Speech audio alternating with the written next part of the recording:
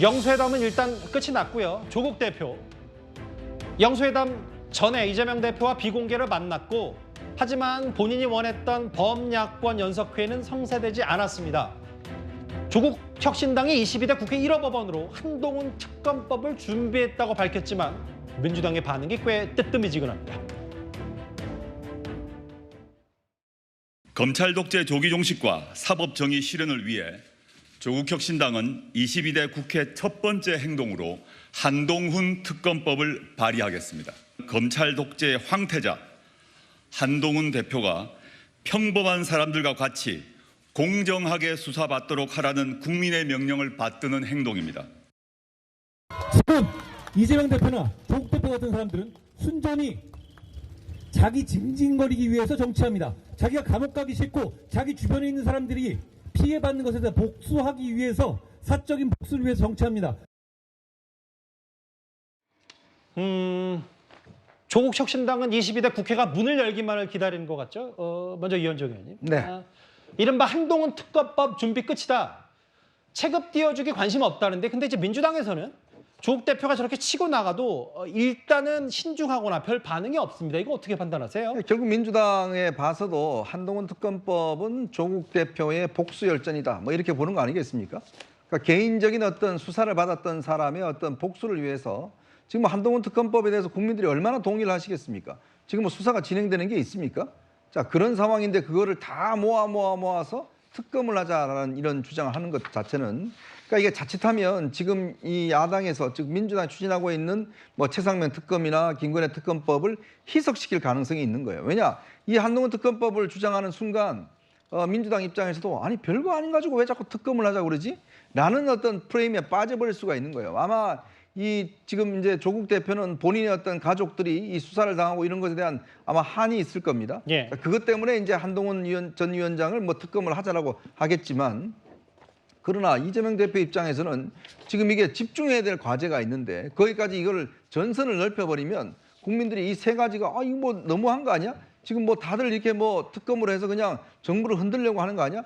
자칫하면 역풍을 맞을 수가 있거든요. 바로 그런 문제가 있기 때문에 이게 명확한 예를 들어서 무슨 뭐 특검을 사안이면 모르겠습니다만은 예. 그 특검 사안 자체가 드러나지 않는 상황에서 이렇게 하는 것은 오히려 조국 대표의 어떤 전략에 말려들 수가 있기 때문에 지금 예. 민주당 입장에서는 뜨뜻미지근하고 오히려 민주당은 다른 두 개를 지금 집중하는 그런 형태인데 조국 대표는 아마 본인의 어떤 가슴 속에 쌓여있는 한이 꽤 많은 것 같습니다.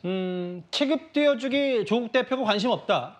한동훈 전 비대위원장이 당대표가 되면 더 철저히 수사를 받아야 된다고 하고 있지만 다음 화면을 볼게요.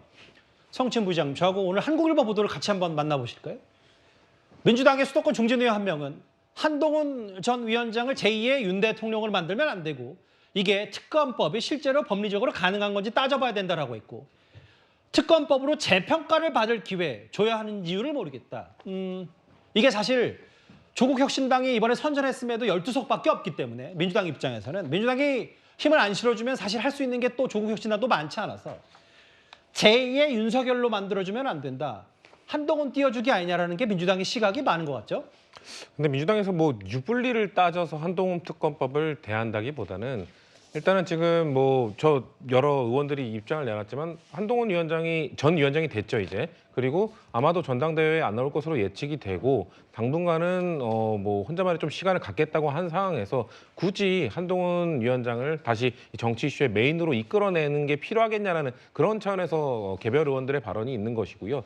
그리고 그 개별 의원들의 이런 유불리에 따른 발언 말고 한동훈 특검법이 정말 법리적으로 가능한 것인지에 따져봐야 된다는 전 그 부분에 포인트가 있다고 봅니다. 민주당 안에서도 무리하게 특검법을 추진하는 것보다 물론 지지층이나 이런 부분에 있어서는 조국 전 장관에 대해서 조국 대표에 대해서 들이댔던 잣대처럼 똑같이 한동훈 일가에 대해서도 잣대를 들이대야 된다라는 주장들을 많이 하고 있지만 예. 그런 것들을 과연 특검이라는 제도를 통해서 우리가 추진해야 되는 것인지에 대해서는 좀 더 신중히 따져봐야 된다는 부분인 것이죠. 왜냐하면 무리하게 따졌다가 무리하게 특검법을 추진했다가 오히려 역풍을 맞을 수 있고 윤석열 대통령도 사실 민주당이 뭔가 윤석열 당시 검찰총장에 대한 공격 그걸 통해서 뭐 키워준 것 아니냐라는 일각의 시각이 있지 않았습니까? 예. 그렇기 때문에 그런 것과 같이 우리가 또 되려 완벽한 검토 없이 무리하게 추진했다가는 한동훈 전 위원장, 지금 언론에서 조금 주목을 덜 받고 있는 상황이 돼가고 있는 한동훈 전 위원장에 대해서 다시 키워주는 계기가 될 수 있다. 이런 우려 속에서 나온 겁니다. 근데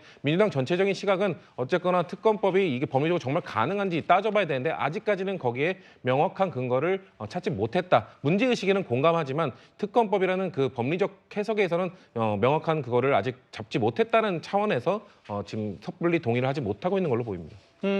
이게 민주당 일부 내부에서도 실제로 얘기할 정도로 실체가 별로 없지 않냐. 물론 뭐 조국 혁신당은 이 이른바 한동훈 특검법이 한동훈 전 위원장의 딸 얘기, 뭐 입시 얘기, 그러니까 조국 대표 스스로 조민 씨 관련해서 했던 똑같은 잣대를 하면 특검이 된다. 뭐 딸의 입시 얘기를 꺼내는 모양인데 실제 법리적인 거로 가능한 건지 따져봐요. 물론 뭐 익명을 요구한 민주당 사람이지만 그만큼 아직 그 정치권에서도 실체가 있냐 없냐 특검법 자체 공감대가 형성이 돼 있는 거죠. 그런데 특검법 말고 민주당에서도 왜 굳이 한동훈 띄워줄 필요 있냐라는 취지의 얘기. 한동훈 전 위원장인 2주 전, 정확히는 한 열흘 전쯤에 개인 SNS에 올린 글 하나 외에는 이렇다 할 목소리를 내고 있지 않습니다. 홍준표 시장, 그런데 계속 연일 매일같이 이런저런 얘기를 쏟아내고 있는데 그 강재환 변호사님, 네. 뭐 사실은 행성항성 얘기, 주제 모른다 이 표현은 주말에도 많이 했기 때문에 더 언급하지 않더라도 실제 오늘 일간지 기고문을 오세훈 시장이 썼는데 따뜻한 보수여야 산다는 글과 홍준표 시장 이 비교, 대조를 좀 어떻게 하시겠습니까? 그렇죠. 두 명의 인물이 지금 국민의 입장에서는 당의 어른, 다른 말로는 다음번 대선 주자급이라고 볼 수 있을 것 같은데요. 홍준표 대구시장이 한동안 계속 한동훈 때리기, 특히 굉장히 막말성의 그 글들을 많이 올리지 않았습니까? 그런데 그 이후에도 지금 대통령을 만난 이후에도 우주미아가 된다라는 이런 이야기들을 하고 있는데요. 지금 오세훈 시장 같은 경우에 반대 행보를 보이고 있습니다. 총선 과정에서는 큰 목소리를 내지 않고 있었는데 총선이 끝났을 때 이번에 여당에서 무엇이 부족했는지에 대해 반성적인 이야기들을 올리고 있거든요. 이런 부분들이 글쎄요. 지방자치단체장이기 때문에 이 두 명이 이번 총선 과정에서 깊숙이 개입할 수는 없었지만 어떠한 당의 어른으로서 당의 상황을 지금 어떻게 보고 있는가, 지금 제대로 수습되지 못하고 있는 언제 전당대회를 할지도 알 수도 없는 국민의 입장에서 어떠한 어른이 필요한가를 좀 생각해 보게 되는 그런 대목이라고 보입니다. 그 오세훈 시장도 사실은 뭐 서울시장 뭐 재선 얘기도 했습니다만 사실은 차기 잠룡으로서 몸을 풀 수도 있고 이제는 아예 뭐 민주당의 이번 수도권 서울 당선인들과도 만나겠다. 연일 국회 당선인 낙선자 혹은 민주당 당선인들까지 이제 만나는 광폭행보 몸 푸는 거 시작했는데 근데 이현정 의원님 다만 이런 것 같아요. 홍 시장이 사실 지금 한동훈 전 위원장 언급만 하는 게 아니라 뭐 푸바오 혹은 정몽규 회장 비판도 하고요. 그랬더니 또 그럼 대구 FC는 성적이 왜 그 모양이냐 뭐 이런 얘기까지 좀 덧붙이던데 그 홍 시장이랑 광폭행보, 오세훈 시장 뭐 이런저런 것들을 어떻게 저희가 분석하면 될까요? 근데 홍 시장 언급은 우리 채널A 프로그램에 사건 파일 24에 나가야 되는 언급 아닌가요? 예. 정치적으로 다루기는 뭐 저희 한데. 강력한 사태입니다. 네, 일단 강력한 말씀하십시오. 사태. 죄송합니다. 다른 제사 프로그램 말씀드렸어. 일단 말씀하십시오. 네. 그러니까 이게 지금 뭐냐면 홍 시장이 사실 지금 중국에 출장 가 있습니다. 출장 가 있음에도 불구하고 온갖 문제에 대해서 본인의 입장을 이야기하는 이게 또 국민적 정서와 물론 축구에 대해서는 아마 공감하는 부분 많지만 또 푸바오 같은 언급은 이거는 아마 지금 이 동의하는 부분들이 별로 없을 거예요.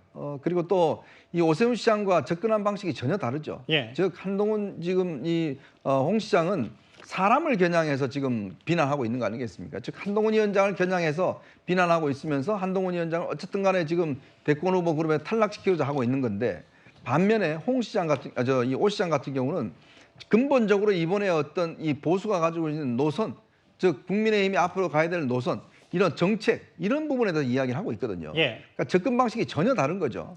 그러면서 이제 오 시장이 그동안 했던 안심소득이라든지 약자에게 좀 따뜻한 보수 이런 것들을 좀 이제 지향을 해야 된다. 그러면서 이제 신자유주의적인 어떤 그런 보수가 아니라 좀 따뜻한 보수를 지향해야 앞으로 보수가 확장력이 가진다. 이런 문제를 지향하고 있기 때문에 제가 보더라도 오 시장 같은 그런 어떤 접근 방식이 지금 국민의힘과 보수 진영에서는 굉장히 한번 저는 필요하다 봅니다. 즉 지금 이제 문제는 사람의 문제가 아니라 예. 결국은 국민의힘이 가지고 있는 어떤 노선과 정책의 문제가 많았었거든요. 예. 그런 부분들을 앞으로 어떤 논쟁을 해가는 게 정말 건강한 논쟁이 되지, 홍 시장처럼 지금 사람을 겨냥해서 폐쇄자다, 무슨 뭐 배신자다 이런 식으로 이야기하는 것 자체는 잠깐의 어떤 이슈는 될지언정 제가 볼 때는 전체 보수 진영에서는 결코 도움이 안 되는 저는 이슈다는 생각이 듭니다. 그러고 보니까 최근에 한동훈 전 위원장을 제일 많이 언급하는 인물이 조국 대표와 홍준표 시장이네요.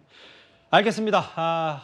이른바 한동훈 특검법 관련 수근수근 되고 있는 정치권 얘기 이번 주제에서 핵심만 짚어봤습니다.